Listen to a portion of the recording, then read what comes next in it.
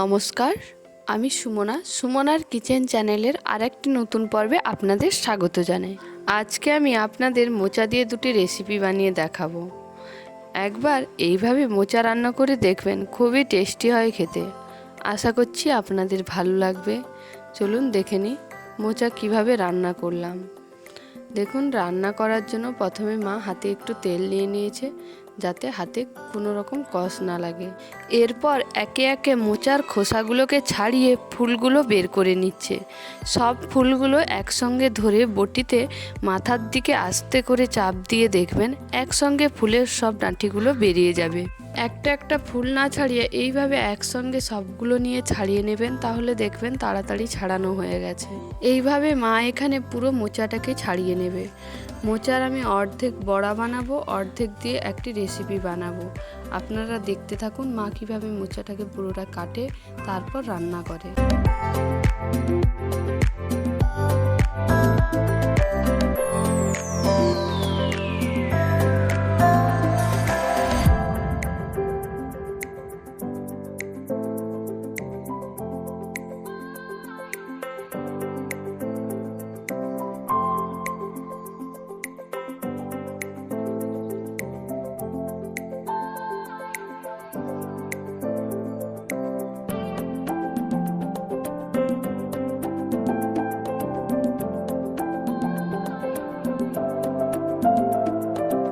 দেখুন, মোচা কাটা কমপ্লিট হয়ে গেছে। এবার সেগুলোকে ধুয়ে মা আগে থেকে খেসারির বাটা রেখেছে, সেই খেসারির বাটা দিয়ে ভালো করে মাখিয়ে নেবে বড়ার জন্য।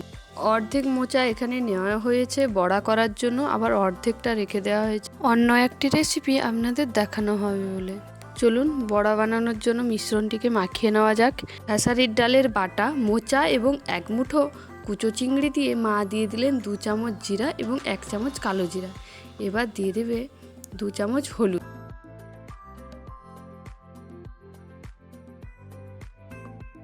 যে কোনো বড়া ভাজা একটু ঝাল ঝাল ভালো লাগে, তাই মা এখানে 2 চামচ লঙ্কার গুঁড়োই দিয়েছে।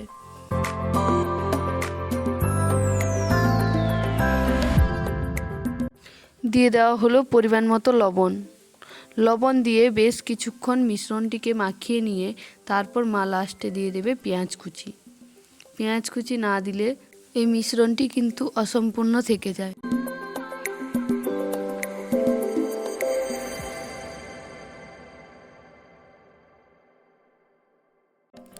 এবার পেঁয়াজ কুচি দিয়ে ভালো করে মিশ্রণটি মাখিয়ে নিতে হবে। ভালো করে মাখিয়ে এবার ছোট ছোট বড়া করে ভেজে নেব।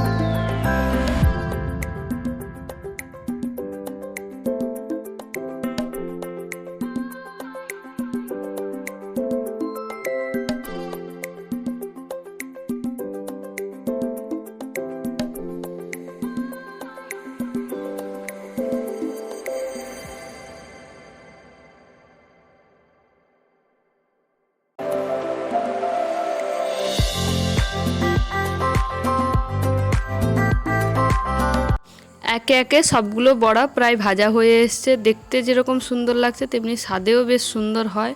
বড়াগুলো দেখুন কত সুন্দর কালার বেরিয়েছে। এবার অর্ধেক মোচাটিকে রান্না করে নেব। মোচা রান্না করার জন্য দেখুন সঙ্গে কেটেছি আলু এবং বেগুনগুলো এবং আলুগুলো ছোটো ছোটো করে কেটে নেওয়া হয়েছে। এবার কড়ায় সামান্য পরিমাণ জল দিয়ে হলুদ এবং লবণ দিয়ে মোচাটিকে সেদ্ধ করে নেব। আমি এর আগে আপনাদের এই মোচার রেসিপিটি রান্না করে দেখিয়েছি, তবুও ভাবলাম আজকে যখন মোচার বড়া রান্না করছি আপনাদের এই রেসিপিটি রান্না করে দেখাই। দুর্দান্ত স্বাদের এই রেসিপিটি আমাদের বাড়িতে প্রায়ই হয়। মোচা এমনিতেই গ্রামাঞ্চলে পাওয়া যায়, কিন্তু শহরাঞ্চলে পাওয়া যায় না খুব একটা। মোচার এই রেসিপিটি খেতে ভারী মজার হয়। মোচা রান্না করার জন্য দিয়ে দিলাম কাঁচা ছোলা। মোচা এবং কাঁচা ছোলা সেদ্ধ হয়ে গেছে, এবার নামিয়ে নিব। নামিয়ে নেওয়ার পর কড়াই তেল গরম হয়ে এলে দিয়ে দেব বেটে রাখা পেঁয়াজ। পেঁয়াজটা কিন্তু আধা বাটা করেছি, পুরো বাটিনি। পেঁয়াজ দিয়ে তেজপাতা দিয়ে 1 চামচ লঙ্কার গুঁড়ি এবং 1 চামচ হলুদ গুঁড়ি দিয়ে মশলাটিকে ভালো করে কষিয়ে নেব। মশলা যখন তেল ছেড়ে আসবে তখন টমেটো দিয়ে কিছুক্ষণ ভেজে নেওয়ার পর মশলাগুলো যখন ভাজা ভাজা হয়ে আসবে দেখুন, তখন দিয়ে দেব রসুন বাটা এবং কুচো চিংড়ি। কুচো চিংড়ি কিন্তু যে কোনো রান্নায় পড়লে বেশ ভালো লাগে, তাই মা এখানে দুটো রেসিপি কুচো চিংড়ি দিয়ে করেছে। এবার ভালো করে মশলাগুলো কষিয়ে নেওয়া যাক। এবার দেওয়া হলো আদা বাটা। আদা বাটা দিয়ে মশলাগুলোকে ভালো করে কষিয়ে নিতে হবে। যত মশলা ভালোভাবে কষাবেন, তেল ছেড়ে আসবে, তত স্বাদ কিন্তু ভালো লাগে। যে কোনো রান্নায় মশলা ভালো করে কষাবেন। মশলা ভালো করে কষানো হয়ে গেছে, এবার দিয়ে দেব সেদ্ধ করে রাখা মোচাটি। সেদ্ধ করে রাখা মোচাটি দিয়ে বেশ কিছুক্ষণ কষিয়ে নেওয়ার পর দিয়ে দেওয়া হবে সর্ষে বাটা এবং জিরে বাটা। সামান্য পরিমাণ সর্ষে বাটা এবং জিরে বাটা দেবেন, খুব একটা বেশি দেবেন না। নর্মাল চচ্চড়িতে যেরকম সর্ষে বাটা পড়ে, এখানে কিন্তু ততটা দেওয়া যাবে না।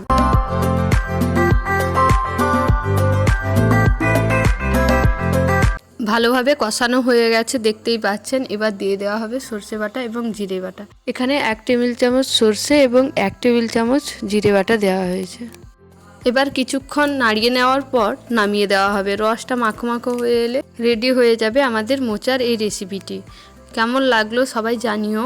বাড়িতে একবার অবশ্যই ট্রাই করে দেখো। এভাবে মোচা রান্না করে দেখবেন, বেশ ভালো লাগে। মোচা রান্না করায় এখানে কিন্তু সামান্য পরিমাণ চিনি দেওয়া হয়েছে। যদি আপনারা প্রয়োজন মনে করেন চিনি দেবেন, না হলে দেওয়ার কোনো দরকার নেই। আজকের এই রেসিপিটি কেমন লাগলো সবাই জানিও। পরের দিন আবার একটি নতুন রেসিপি নিয়ে হাজির হবে। সবাই ভালো থাকবেন, সুস্থ থাকবেন।